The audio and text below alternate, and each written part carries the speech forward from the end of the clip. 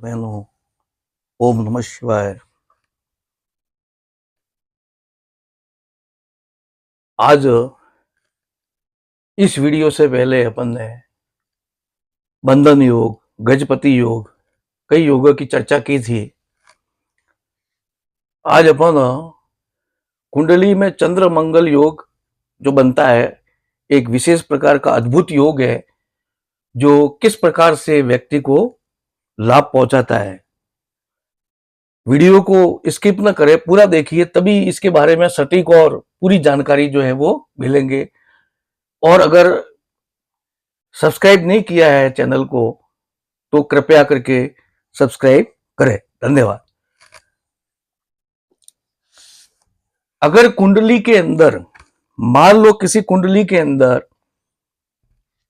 चंद्र और मंगल साथ में बैठे हो, यानी चंद्र और मंगल एक ही राशि में बैठे हो, जैसे यहां पर देख रहे हैं चंद्र मंगल एक ही राशि में, यहां पर भी अपन देख रहे हैं चंद्र मंगल एक ही राशि में, चंद्र मंगल एक ही राशि में हो, तो ऐसे योग को चंद्र मंगल योग या फिर अपन जो है शशि मंगल योग भी कहते हैं। शशि मंगल योग भी कहते हैं और चंद्र मंगल योग भी कहते हैं। क्या फल होता है इसका, इस योग का?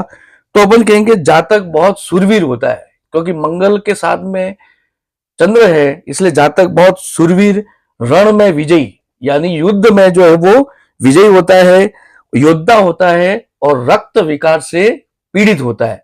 क्यों? क्योंकि चंद्र जो है रक्त का कारक है, वो मंगल से पीड़ित हो जाता है, तो ये इसका एक जो है खराब गुण है। और साथ साथ में मिट्टी और चर्म धातु, मिट्टी से संबंधित व्यवसाय, चमड़ी से संबंधित व्यवसाय और धातु से संबंधित व्यवसाय जो है, उसमें जो है इस व्यक्ति को, यानी ऐसे जातक को जो है वो लाभ पहुंचता है। अब इसी प्रकार से चंद्र मगर मंगल अगर किसी कुंडली में साथ में बैठे हो तो व्यक्ति रसायन के क्षेत्र में मदिरा बनाना, रसायन केमिकल बनाना, रसायन बनाना, इसी प्रकार से दवाई बनाना, यानी केमिस्ट, दवाई बनाना, धातु का जो कार्य है उन सब चीजों को बनाने वाला भी होता है। दारू जिसको मदिरा कहते हैं, साथ साथ में धातु उसको भी बनाने वाला, साथ साथ में दवाई उसको भी बनाने वाला, और साथ साथ में अपन कहेंगे जो है वो रसायन बनाने वाला भी होता है। लेकिन मात्र सुख के लिए जो ये जो है योग जो है वो अच्छा नहीं है। इसके पीछे एक कारण ये है कि मंगल जो है एक पापी ग्रह है और चंद्र जो है वो माता का कारक है। इस कारण से चंद्र थोड़ा पीड़ित हो जाता है मंगल से, तो माता के लिए ये जो है वो अच्छा योग जो है कैसे नहीं है। अगर मान लो उसकी मां जीवित है व्यक्ति की, तो वो मां का आज्ञाकारी नहीं होगा, यानी जिसकी कुंडली में मंगल और चंद्र साथ में बैठे हो तो वो मां का आज्ञाकारी नहीं होता है। अब इसी प्रकार से जातक सूरवीर भी होता है, साथ में जातक जो है वो धर्मात्मा भी होता है, यानी धर्म के क्षेत्र में रुचि रखने वाला, कुलीन, कुल का नाम जो है वो ऊंचा करने वाला, और साथ साथ में अपन कहेंगे धनी भी होता है और गुणवान भी होता है, यानी ऐसे जातक में अच्छे गुण विद्यमान होते हैं। इसी प्रकार से रक्त विकार से पीड़ित मैंने बता दिया, साथ साथ में मिट्टी, चमड़े और धातु का कार्य करने वाला, या धातुओं पर धातुओं का और मिट्टी का और चमड़े का शिल्पी कह सकते हैं, धनी और वीर भी कह सकते हैं। अब ध्यान देना, ऐसा कहते हैं कि अगर कुंडली में चंद्र मंगल की युति हो, कुंडली के अंदर, हॉरोस्कोप के अंदर चंद्र मंगल जो है वो कॉम्बिनेशन यानी युति करके बैठे हैं, तो ऐसे व्यक्ति का लक्ष्मी जो है कभी साथ नहीं छोड़ती। जिस प्रकार से कुल की जो बहू होती है, किसी कुल के अंदर जो बहू होती है, उसकी जो शर्म जो है वो कुल वधू से दूर नहीं होती है, हमेशा वो कुल वधू जो होती है वो शर्म रखती है। इसी प्रकार से लक्ष्मी जो है उसके हमेशा चंद्र मंगल योग वाले के साथ में हमेशा लक्ष्मी जो है वो बनी रहती है, लक्ष्मी साथ नहीं छोड़ती, जैसे कुल वधू लज्जा नहीं छोड़ती। अब इसी प्रकार से मंगल जो है अपन कहेंगे साहस का प्रतीक है, मंगल जो है वो साहस का प्रतीक है, धैर्य का प्रतीक है, और चंद्र मन और धन का प्रतीक है। चंद्र मन का भी प्रतीक है और धन का भी प्रतीक है। तो ऐसा व्यक्ति क्या करेगा, ऐसा मंगल चंद्र युति वाला व्यक्ति साहस से धन प्राप्त करेगा, क्योंकि ऐसे व्यक्ति में मंगल के कारण साहस आ जाता है और चंद्र के कारण धन आ जाता है, तो ऐसा व्यक्ति सांस के द्वारा जो है वो धनवान होता है। ध्यान देना कि अगर चंद्र मंगल से, ये जो चंद्र मान लो जहां बैठा हो उससे 7वें भाव में, यानी यहां पर चंद्र है तो ये 7वां भाव, इधर चंद्र होगा तो सामने वाला भाव जो है 7वां भाव होगा। चंद्र से 7वां भाव या चंद्र से 10वां भाव, चंद्र से 10वां भाव, जैसे यहां से गिनेंगे तो ये 7, 8, 9 और 10, ये 10वां भाव हो गया चंद्र से, 7, 8, 9 और 10। तो चंद्र से या तो 7वां भाव या 10वां भाव में भी अगर मंगल हो तो भी वो जो है व्यक्ति जो है वो धनवान होता है। अब यहां पर अपन 3 कुंडली के उदाहरण के द्वारा समझेंगे। पहली कुंडली है F.D. रूजवेल्ट, जो 20वीं शताब्दी में अमेरिका के बहुत प्रसिद्ध राष्ट्रपति हुए। यहां पर अपन देखते हैं कि F.D. रूजवेल्ट की कुंडली के अंदर मंगल चंद्र की युति 11वें भाव में, कुंडली का ये 11वां भाव होता है, ये पहला भाव होता है, ये 7वां भाव, यहां से मान लो पहला, दूसरा, तीसरा, चौथा, 5वां, 6वां, 7वां, 8वां, 9वां, 10वां और 11वां, एकादश भाव। इस कुंडली में मंगल चंद्र एकादश भाव में युति कर रहे हैं।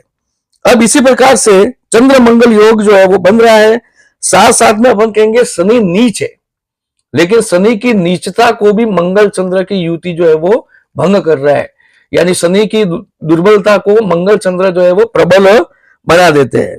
अब इसी प्रकार से अपन कहेंगे कि शुक्र, बुध और चंद्र तीनों ग्रह मंगल से केंद्र में है।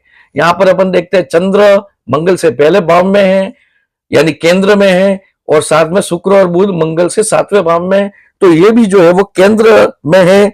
और साथ साथ में अपन कहेंगे कि मंगल की दशमेश, मंगल जो है यहां पर अपन देखेंगे मंगल की दशमेश, दशम भाव का स्वामी कौन है अपन कहेंगे, तो दशम भाव का स्वामी है बुध। इस बुध के ऊपर भी दृष्टि पड़ रही है मंगल की, दशम लाभेश बुध के ऊपर, और साथ साथ में अपन कहेंगे बुध जो है वो धनेश भी है, तो लाभेश और धनेश के ऊपर मंगल की अच्छी दृष्टि पड़ रही है। साथ साथ में अपन कहेंगे शुक्र जो है, शुक्र के ऊपर भी अच्छी दृष्टि पड़ रही है, जो शुक्र जो है वो दशमेश है, दशम भाव का स्वामी है, तो उसके ऊपर भी।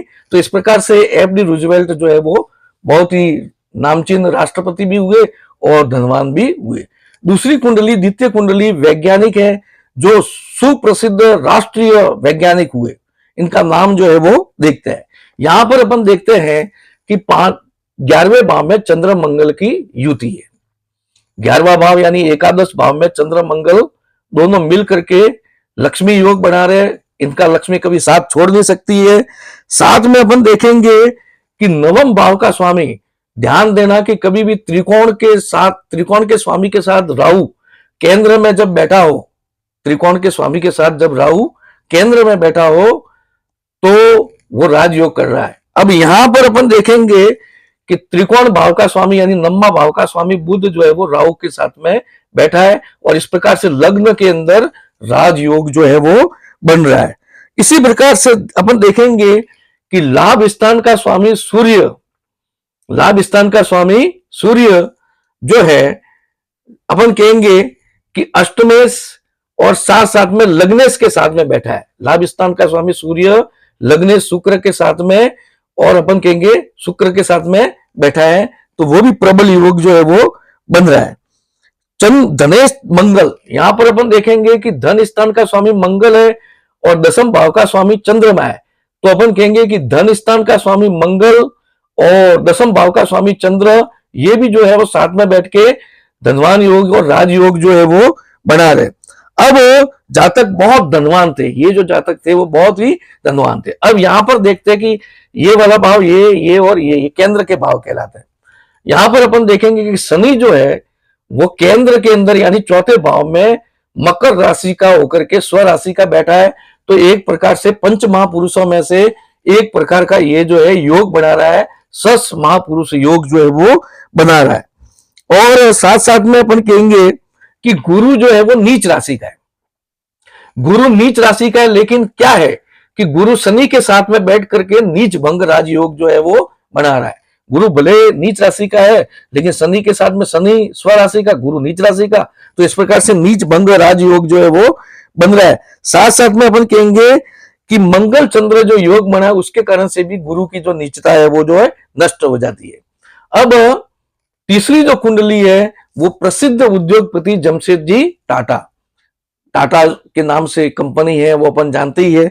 अब इनकी कुंडली में अपन देखेंगे कि कर्क लग्न है, गुरु मंगल साथ में चंद्र मंगल ये साथ में बैठे हैं, गुरु मंगल और चंद्र मंगल ये साथ में बैठे हैं।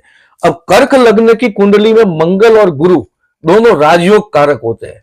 कर्क लग्न की कुंडली में मंगल और गुरु दोनों जो है वो योग कारक, राजयोग कारक जो है वो होते हैं।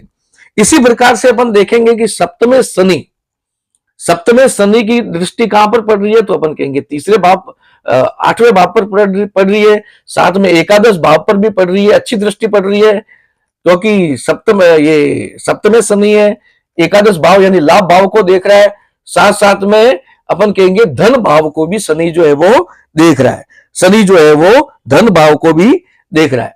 यानी तीसरी दृष्टि, शनि की तीसरी दृष्टि यहां पर नहीं, ये सप्तम भाव पर पड़ रही है, तो यहां पर पड़ रही है, साथ में लाभ स्थान पर पड़ रही है, 7, 8, 9 और 10 और साथ में धन स्थान पर भी पड़ रही है। तो ये भी व्यक्ति को जो है धनवान जो है बनाती है। धन स्थान का स्वामी सूर्य सीधा अपने स्थान को देख रहा है, और जब कोई ग्रह अपने स्थान को देखता है तो उसको बलवान कर रहा है, तो सीधी सी बात है कि धन स्थान का स्वामी भी जो है बलवान है। अब साथ साथ में अपन देखेंगे कि तीसरे भाव का केतु, तीसरे भाव का जो केतु है इनके साथ में बैठा है, तो ये भी जो है वो उद्योगपति जो है वो व्यक्ति को बनाता है। अब साथ में अपन देखेंगे कि चंद्र गुरु की युति है, चंद्र और गुरु की युति है, साथ साथ में चंद्र मंगल की भी युति है, साथ में अपन कहेंगे कि गुरु चंद्र युति करके, और साथ में गुरु और चंद्र शुक्र से केंद्र में है, शुक्र खुद बलवान है, शुक्र से 7वें भाव में गुरु और चंद्र केंद्र में, और केंद्र में होकर के वो बलवान बन के गज केसरी योग जो है वो बनाते हैं। तो इस प्रकार से ये जो है जमशेदजी टाटा बहुत धनवान और उद्योगपति बने। इतना कहकर मैं अपनी वाणी को विराम कर रहा हूं। आपसे निवेदन, ज्यादा से ज्यादा चैनल को लाइक करें, सब्सक्राइब करें, शेयर करें, कमेंट करें और पूरा वीडियो देखें, स्किप न करें। ओम नमः शिवाय, ओम नमः शिवाय। बहुत बहुत धन्यवाद।